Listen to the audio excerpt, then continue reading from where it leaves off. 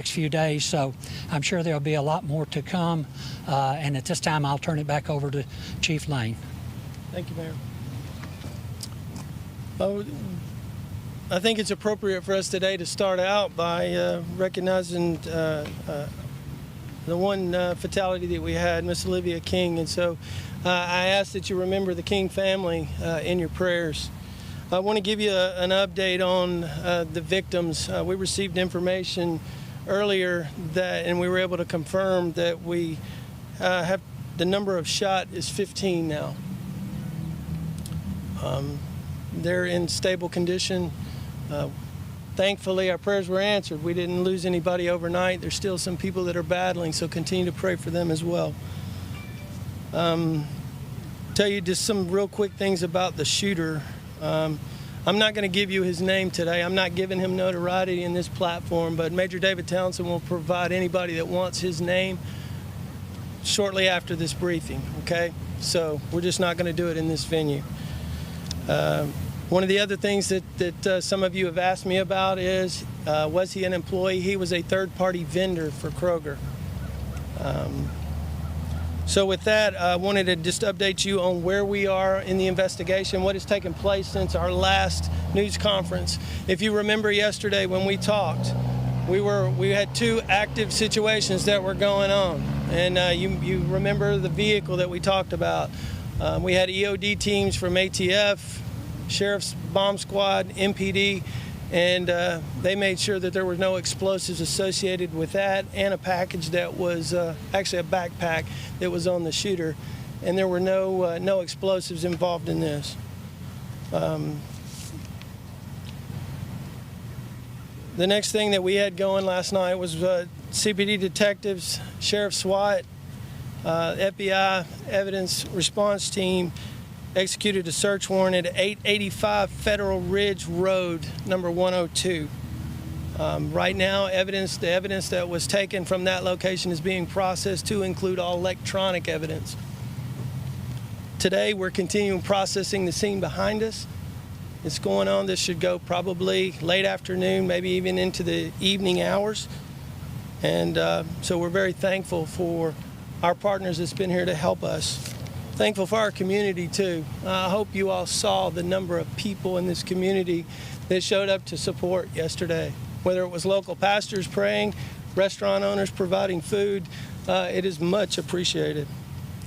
One of the things that I've talked to several people about is, yes, this is a terrible tragedy, but there is so many things that did go well yesterday that prevented additional loss of life. There's a couple things that I want to highlight in particular. One is, as we entered that building, and it was very obvious that the employees and even the customers knew what to do. There was run, hide, fight. They secured themselves. I told you yesterday, we removed people from freezers, closets, hiding between pallets of groceries. But they did what they had to do until we could get in there to help them. The second thing I want to highlight in that is that there was no delay in getting medical attention to them. I've been doing this for 34 years, and this is the first time in my career that I have seen firemen wearing ballistic helmets in vests. Now, I told you yesterday that we did a training exercise. That was June the 4th. That was Germantown, MPD, Sheriff's Office, Collierville, law enforcement, but also Collierville Fire was integrated into that, and there's no doubt in my mind that that training served us well yesterday. So I want to commend Chief Billings and his team. I think that's where I'm going to leave it now. We'll open it up for questions. Anybody behind me that I've listed is available for questions, so we'll start out there. Yes, sir, Daryl. Daryl, we're getting a clearer picture of what's occurred, but I'm not ready to release that yet. We need to go through and make sure that, again, just as I said yesterday, we want to make sure that we dot the I's and cross the T's in this, and as soon as we're able, we will release the information we have. Chief, there were Davidson County tags on the suspect car. What's the connection with That's part of the investigation. We'll confirm some information on that a little bit later. Was the individual fired from his I don't have that information at this point. That's something that we probably can refer back to Kroger, but we'll try to get you that information. Some of the employees here are saying that he was a disgruntled employee that was walked out earlier in the day yesterday. Can you confirm that? No, I'm not in a position where I'm going to confirm that. We're continuing on with the investigation. Yes, sir. Chief, look ahead. What's next for you all today and the days ahead in this investigation? Well, for us, it's to continue this scene and take our time to make sure that we do it right. And then for me and our team at CPD is to make sure that we get them the emotional support that's coming through critical stress debriefings and our assistance from partners across the state. What will happen is officers that have been involved in similar incidents will come here. They will be able to talk it out with our officers, kind of let them know some of the emotional impacts that they're going to see over the coming weeks. And so we're going to make sure our team gets the help that they need. Chief, can you talk to us about the first responders that quickly jumped into action, and are there any that may be available to speak with us? We can make some available for you. When you talk about first responders, you can just about look at any blue uniform that's out here. From the command staff members, at the moment that went out, our sole priority was neutralizing any potential threat and putting ourselves between the subject and any potential victims. And so we were in a command staff meeting, and the way it worked out, based on information that was coming from the scene, our command staff was some of the first coming in the front of the building. We had officers coming in from the back. But so at that moment, it's all about stopping the threat. I know you obviously you don't want to talk about the shooter, but can you talk about the weapon he used? I know you have ATF on the scene. You want to talk about any of that around? I do not at this point. We are still going through. That's part of the investigation, and we will release that in the coming weeks. But right now, it's not the time. We're less than 24 hours. Do you know if it's legally purchased yet, the weapon, or? We'll talk about that here in the coming weeks. Chief, you said 15 have been shot. Does that include Mrs. King as well as part of that 15? Yes. Chief, more on the motive. Do you know if these were random selection, or because from what we've been hearing from the people who work inside of here about a disgruntled employee? Well, I mean, that's definitely an avenue that we're looking at. But now we don't want to speculate. I don't want to tell you something today and then have to come back to you tomorrow and tell you that we didn't get it right. So if you'll bear with me, we'll at some point we'll make that information available. Chief, you talk about the emotional state of your officers, I mean, I think I can speak for all of them. We have broken hearts. Nobody wants to go into that scene, I can promise you.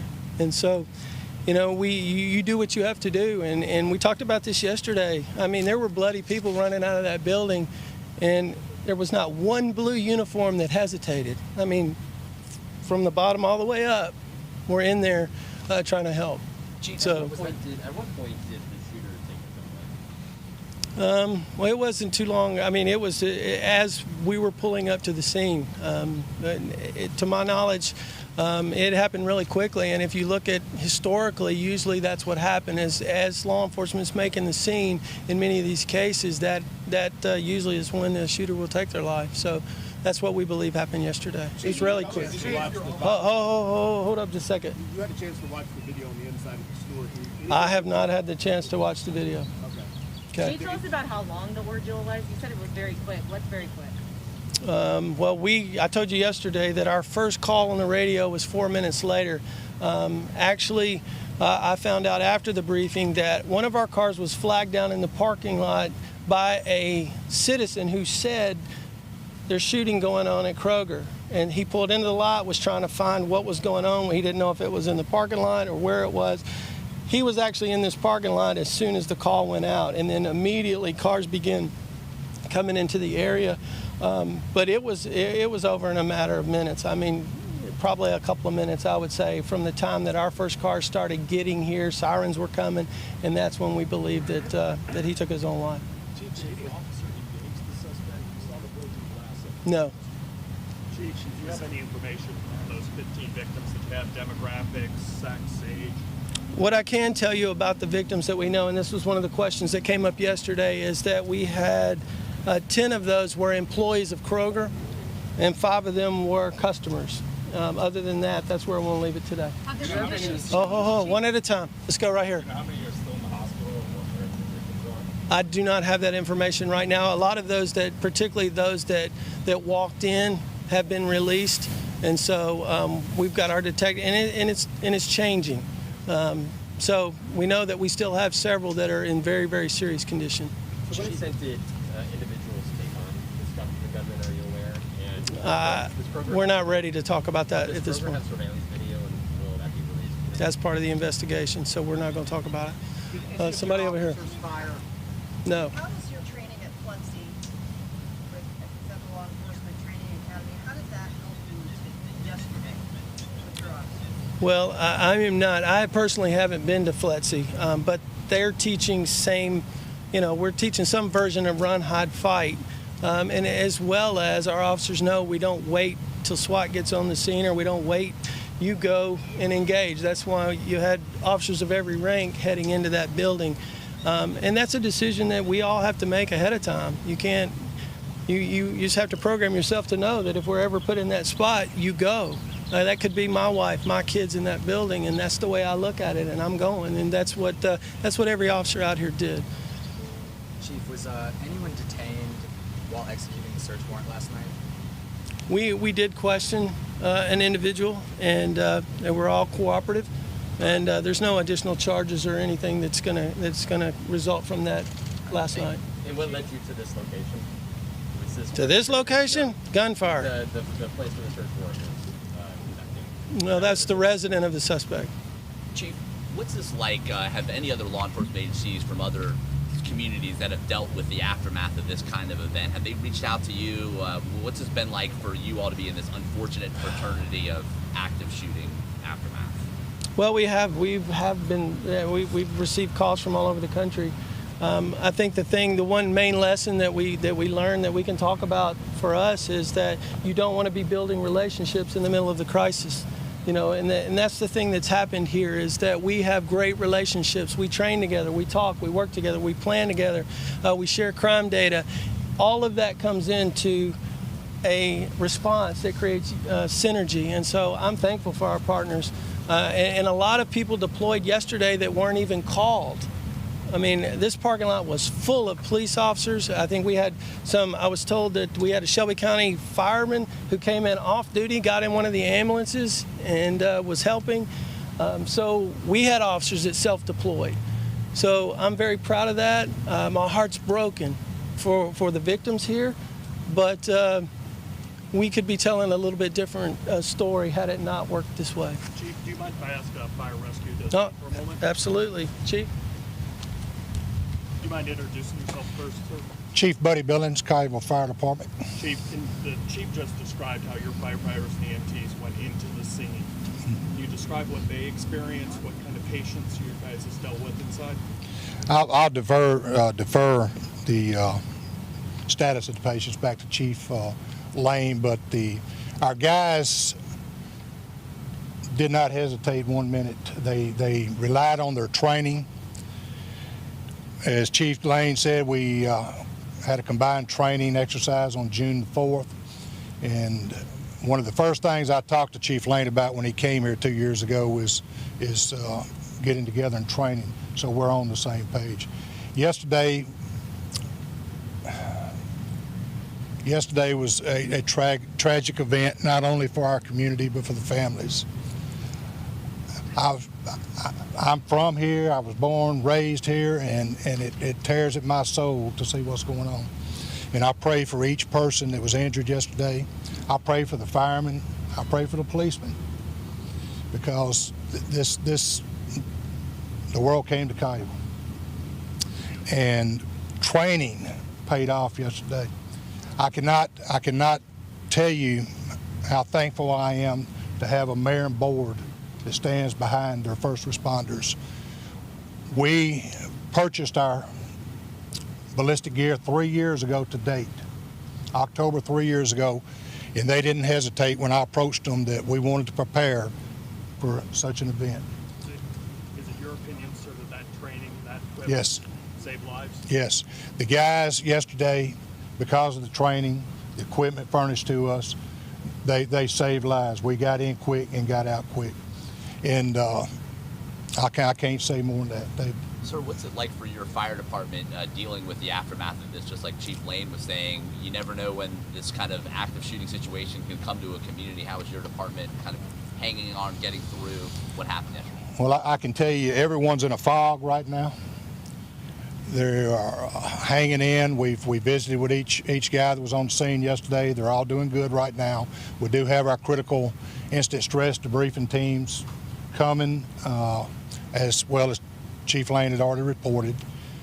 We will get into that sometime probably tomorrow and start working through that. What does it say about your department, just like Chief Lane was saying, that there was no hesitation, no matter not knowing what was going on inside, that you all ran in without hesitation? You know, I've been in the fire service for 44 years, right here in the town of Collierville, and I've never been so proud of a group of people in my life, my whole career, that looking in their faces yesterday, there was no hesitation to do or go anywhere to help their fellow man.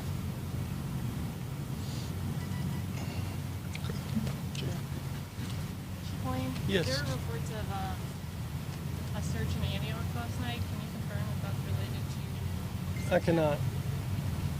Chief, at some point, likely employees and neighbors are going to return to the store. Right. What's that going to be like? Will this place ever be the same? You know, obviously, it probably won't. This is always going to be in the back of everyone's mind. But what I encourage people to do, don't live in a state of fear. I say be alert, be vigilant. We're going to do everything we can to support the team here at Kroger and with their employees any way that we can with victim assistance. But I would encourage the community, don't live in fear. Don't live in fear. This stuff, it's a tragedy, but we have to move on. We can't let them win. And so, how do we do that? We prepare ourselves, have a plan. We know run, hide, fight is the simplest thing. Always take it back to when I was little, and the fire guys showed up and said, hey, if you ever catch on fire, stop, drop, and roll. I promise you today, if that happens, I'm going to stop, drop, and roll. So if we take that run, hide, fight, don't live in fear, but say, if I go somewhere, know where my exits are so that I can get out if something were to happen, and just plan, make a real quick plan in advance so that if something like this occurs, you're not trying to build it in the middle when you're stressed to the max. We already know. We know where we're going. How can you say don't live in fear when we're constantly seeing situations like this one pop up? There was another one at a supermarket in Colorado just 6 months ago. Well, it's difficult, and I'm definitely not making light of it. I'm saying it's a choice, and I'm asking people to do that. And another thing that we can do as a community, most of the time, and I'm not saying in this instance because we don't have any information on that, but most of the time these type of events are planned, and somebody talks to somebody. That's the time. I can't tell you how many times we get there, and it's more than once a year, where we get calls of potential things like this, where we follow it through. We follow everyone through, no matter how minor it seems, to make sure. So we'll never know how many we prevented by doing that. So people have to get involved, provide information, help. It's a whole community approach to public safety, and we're blessed here. That's what we have received is support, and our community does help us. And yes. Does the shooter have any past criminal history, or is there any biographical data that you can give to us about the shooter? I don't have that available. As far as criminal history, there is some I don't want to say minor charges. There were some, I believe there were misdemeanor arrests, but nothing for violence or anything like that. Based off what you just said, would you say this was planned, or was this like a crime of passion? Like, did this happen? Well, now we're going back to motive, right? It's phrased a little different, but let us get through the investigation, okay? I want to get you that information. I know you all want it. We all want to know the why. But today, less than 24 hours, we just don't have that. We're not ready to tell you that. I don't want to come back, like I said earlier, I don't want to come back later and us have not gotten it right. Chief, can you confirm that this was a lone gunman and not someone working with a partner? Has that been confirmed? I can confirm that, yes. Chief, yes. I don't have that information. We can try to get it for you, but I do not know. Was this his typical workplace stuff where he'd come through daily? That's my understanding. Ms. King, she wasn't like a specific target or anything. Again, we're looking into every angle. This doesn't appear to be that way. Doesn't appear, but we've got to verify that. All right. Is there anybody from Kroger that can talk about it? Do we have the Kroger PIO? Is she here? Okay. No, not at this time. Last question. Anybody want it? Any other updates today, sir? Do we plan any other media updates today? If we have any new developments that come up that changes our posture here, we will reach out.